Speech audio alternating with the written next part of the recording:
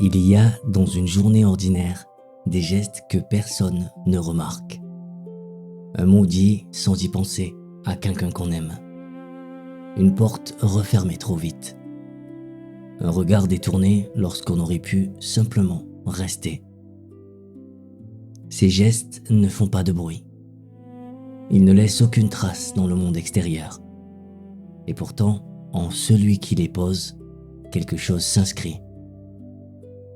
Quelque chose de fin, de presque imperceptible, qui demeure, comme une empreinte sur une cire encore tiède. Je voudrais ce soir vous parler de ce qui demeure, de cette trace silencieuse que chaque acte laisse en celui qui l'accomplit.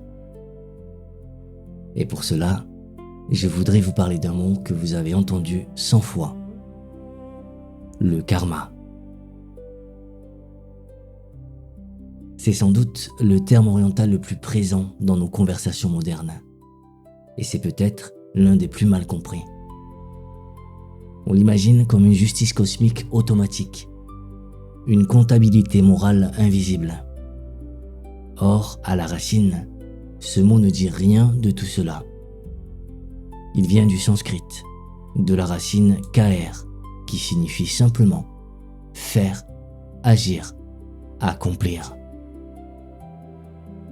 Le karma, à l'origine, c'est l'acte, rien d'autre. Mais voyez comme un mot peut grandir. Voyez comme une syllabe modeste peut, traversant les siècles, devenir l'un des concepts les plus profonds de la pensée humaine. Il y a près de 3000 ans, dans la forêt indienne, un sage du nom de Yajnavalkya enseignait à voix basse à un seul disciple, parce que la doctrine était considérée comme un secret. Il disait dans ce qu'on appelle aujourd'hui la Brihadaranyaka Upanishad, tel est son désir, telle est sa volonté. Telle est sa volonté, tel est l'acte qu'il accomplit. Tel l'acte qu'il accomplit, tel le destin qu'il obtient. Tout est dit. Cette chaîne intérieure qui descend du désir vers la volonté, de la volonté vers l'acte et de l'acte vers la vie qui sera la nôtre. Ce que je vous propose ce soir n'est pas une leçon. Je n'ai rien à vous enseigner. Je voudrais seulement vous accompagner dans une traversée. Comprendre comment ce mot a voyagé des feux sacrés de l'Inde ancienne jusqu'à nos vies modernes. Car certains mots sont comme des graines très anciennes. On les croit oubliés. Et puis un jour, on les retrouve dans le creux de la main. Et l'on s'aperçoit qu'elles n'ont jamais cessé d'attendre.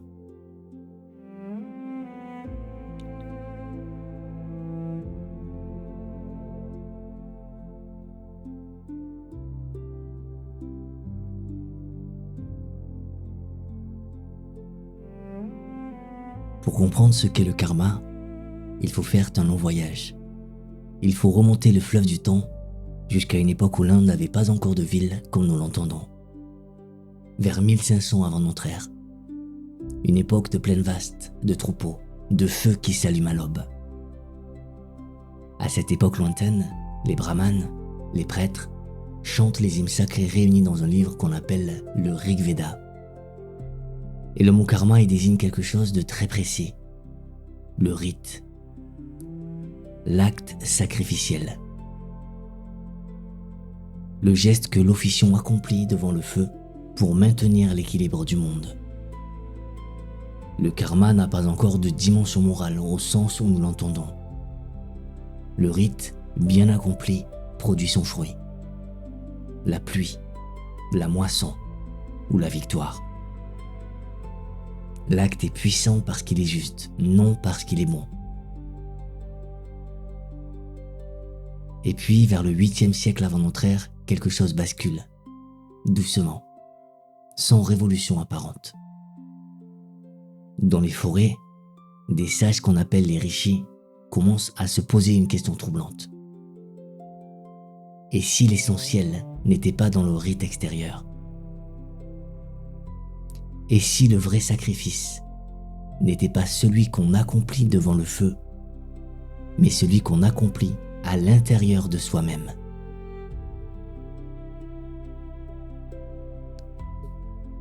De cette interrogation silencieuse naissent des textes prodigieux qu'on appelle les Upanishads, et avec eux, une révolution intime.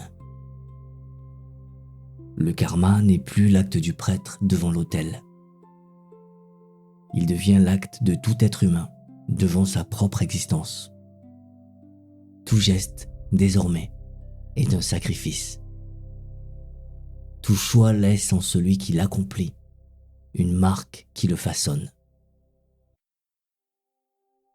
Voyez ce déplacement. Ce n'est plus la flamme du foyer qui transforme le monde. C'est la flamme du désir qui transforme celui qui désire. Chacun devient peu à peu ce qu'il fait.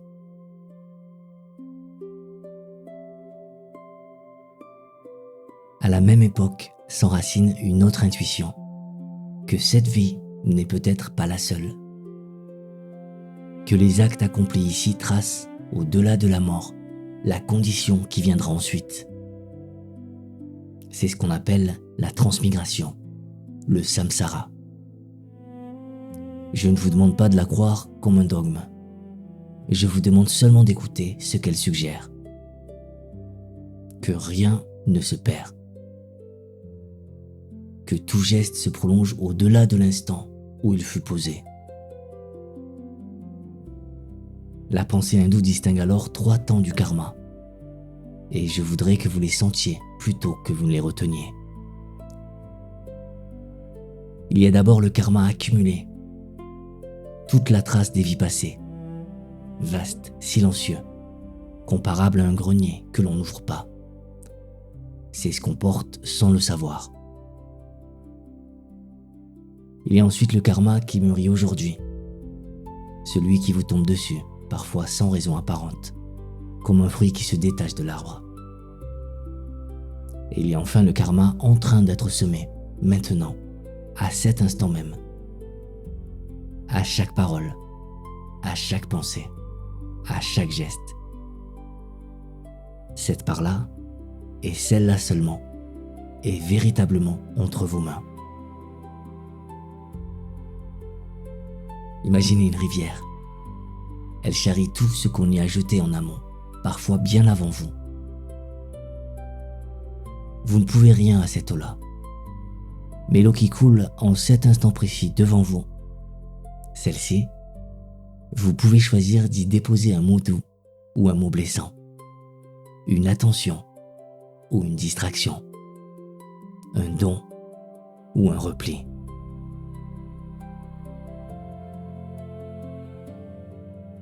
Voilà peut-être le sens premier du karma.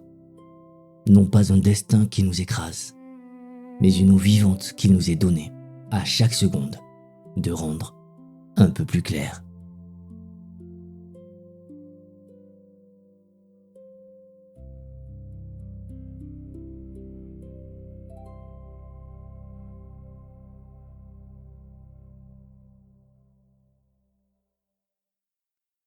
Imaginez 2 personnes qui accomplissent exactement le même geste. Toutes 2 donnent une pièce à quelqu'un qui la demande dans la rue. Vu du dehors, le geste est identique. La main qui sort de la poche. La pièce qui passe d'une pomme à l'autre. Et pourtant, l'une donne pour être vue, pour soulager une gêne, pour s'acquitter d'un trouble. L'autre donne parce qu'elle ne peut pas faire autrement. Parce qu'au fond d'elle, quelque chose s'est ouvert, et ce quelque chose est plus fort qu'elle. Extérieurement, le don est le même. Intérieurement, ce sont 2 actes radicalement différents. Et la question qui vient doucement est celle-ci. Lequel des 2 est véritablement un don?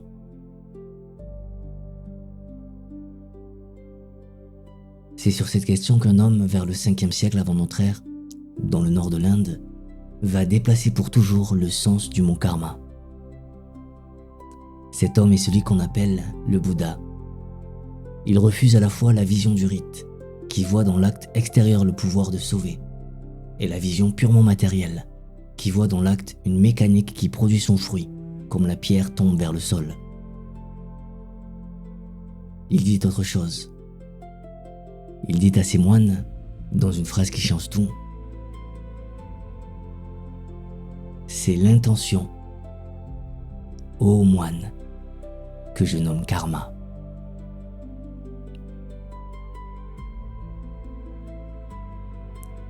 Laissez ces mots descendre.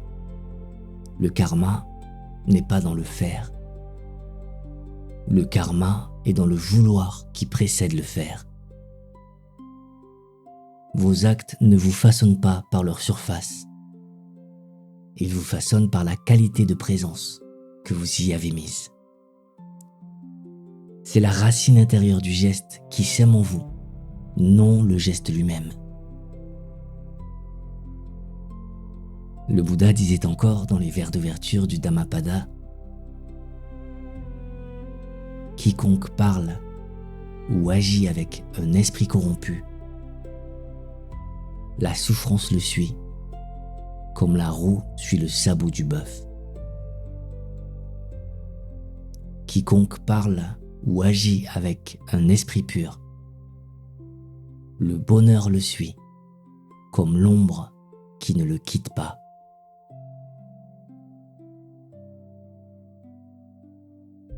Voyez les deux images, la roue qui broie, l'ombre qui accompagne. Tout l'enseignement tient dans cet écart silencieux. Vous avez sans doute connu cela. Vous avez connu des journées qui, vues du dehors, n'avaient rien d'extraordinaire et qui pourtant ont laissé en vous une trace lumineuse. Et d'autres, semblables en apparence, qui ont déposé une opacité que vous n'arriviez pas à expliquer. Ce n'est pas ce qui s'est passé qui faisait la différence.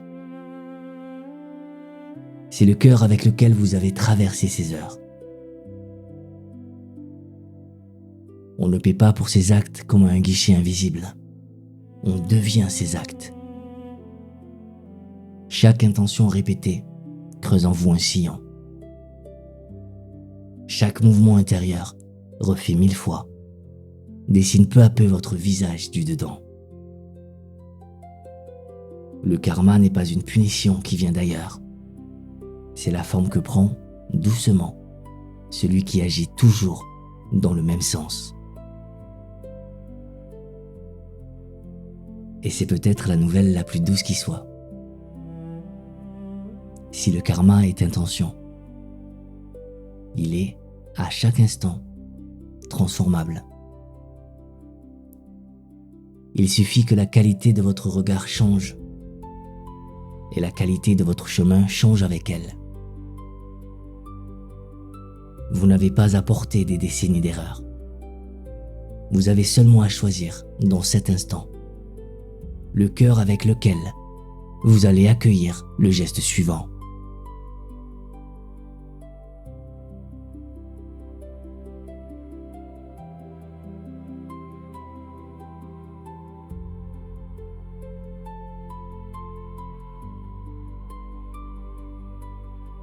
Vous l'avez entendu sans doute autour de vous.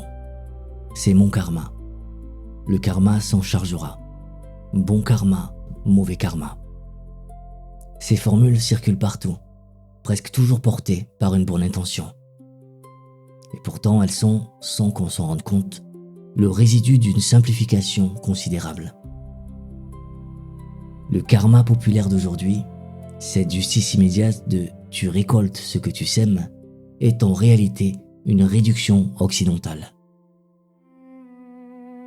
Elle a été popularisée à la fin du XIXe siècle par les milieux théosophiques autour d'Elena Blavatsky et d'Annie Besant, puis reprise par la culture du Nouvel Âge. Ce que cette simplification a perdu en route est immense. Elle a perdu la profondeur de la transmigration, la subtilité de l'intention, la possibilité d'une libération hors du cycle des actes. Elle a réduit un océan à une flaque. Et la flaque, parfois, fait croire qu'on a compris l'océan. Permettez-moi d'aborder doucement deux objections que cette doctrine soulève dans nos sociétés modernes. La première est celle de la justice. Si tout ce qui m'arrive est conséquence de mes actes, faut-il en conclure que ceux qui souffrent l'ont mérité?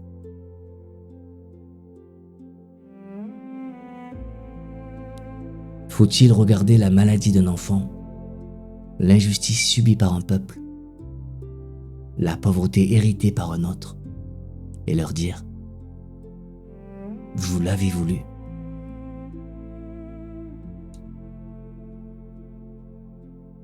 Cette dérive est dangereuse. Elle a parfois servi, dans l'histoire, à légitimer des injustices terribles. Mais elle est aussi une trahison du concept lui-même. Le karma véritable ne dit pas « Vous avez mérité votre malheur ». Il dit « Vous n'êtes pas un jouet inerte des circonstances. Quelque chose, en vous, peut encore répondre. » La nuance est immense. Elle sépare une doctrine de fatalisme d'une doctrine de dignité. La seconde objection est celle de la liberté. Si le passé conditionne le présent, où est la place pour un choix véritable? Les sages indiens y ont répondu par une image que j'aime infiniment. Imaginez un archer. Il a déjà décoché sa flèche. Cette flèche-là, il ne peut plus la rappeler. Elle suit sa course.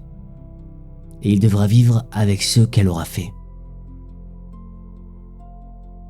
Mais à chaque instant, une nouvelle flèche peut être encouchée.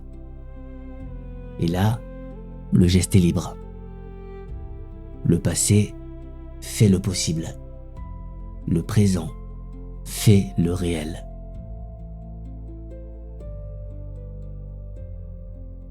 Il y a dans la Bhagavad Gita, ce grand poème indien, un dialogue qui éclaire cela. Le dieu Krishna dit à un guerrier nommé Arjuna « Nul, fût-ce un seul instant, ne demeure jamais sans agir. »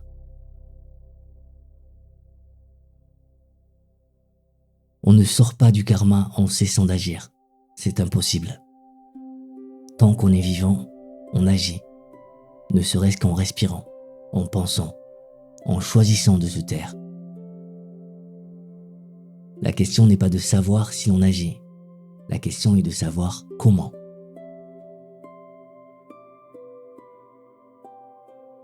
Et Krishna donne alors une réponse parmi les plus belles que l'humanité ait formulées. Tu as droit à l'action seule, jamais à ses fruits.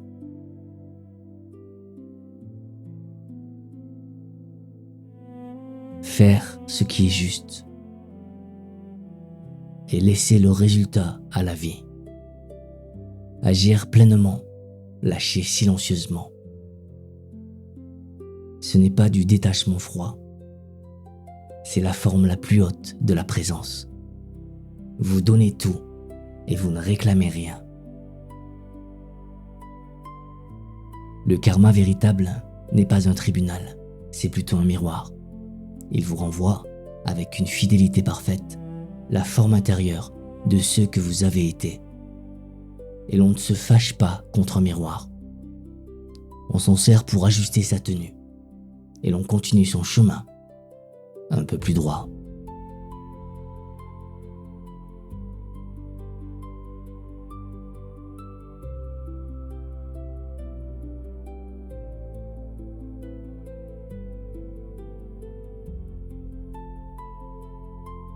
Il y a dans chaque journée un instant que peu de gens regardent. C'est le moment, le soir venu, où l'on revient en silence sur ses propres gestes. La parole prononcée et qui résonne encore. La réponse qu'on aurait voulu plus douce. Et puis parfois, à l'autre bord de cette même journée, un sourire offert sans calcul, qui peut-être, à l'insu de tous, a tenu quelqu'un debout. C'est dans ce moment-là, plus que dans aucun livre, que vous toucherez le sens véritable du karma. Car au fond, peut-être, il n'est pas une loi qui nous juge. Peut-être est-ce une loi qui nous constitue. Peut-être êtes-vous en train de tisser, fil après fil, le visage intérieur que vous porterez demain. Non pas comme une condamnation, mais comme une œuvre. Une œuvre lente, quotidienne, qui ne fait pas de bruit, et qui pourtant est, sans doute, la seule œuvre véritable de votre existence. Toute la sagesse contenue dans ce mot ancien tient peut-être en une question très simple. Avant un mot important, avant une décision, avant un geste, demandez-vous intérieurement, avec quel cœur est-ce que je pose cela? Pas plus, pas moins. Pas un cœur pur parce qu'aucun cœur ne l'est, mais un cœur attentif, un cœur présent, un cœur qui sait qu'aucun acte ne se perd. Cette pause minuscule, cette seconde où l'on consulte sa propre profondeur avant d'agir, est peut-être la forme la plus humble et la plus belle du karma yoga ancien. Elle ne demande aucun temple, aucune doctrine, aucune croyance. Elle demande seulement de se rappeler que ce qui sort de nous nous façonne autant que ce qui entre.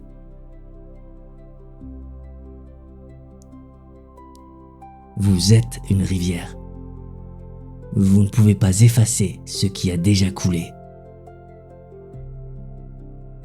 Mais l'eau qui passe à cet instant en vous, cette eau-là, vous pouvez la rendre un peu plus claire, un peu plus pure, un peu plus digne de ce que vous êtes au fond. Et c'est peut-être tout le secret, non pas devenir parfait, mais devenir dans chaque geste un peu plus présent à soi-même.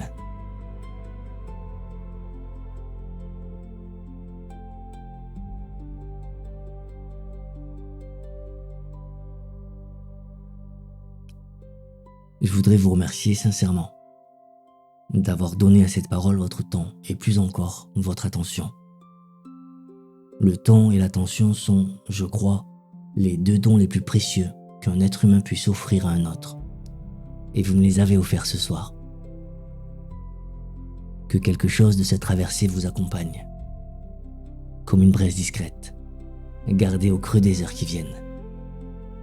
Et que le prochain geste que vous poserez le soit avec un peu plus de douceur pour ceux qui vous entourent et pour celui ou celle que vous êtes en train, sans le savoir, de devenir.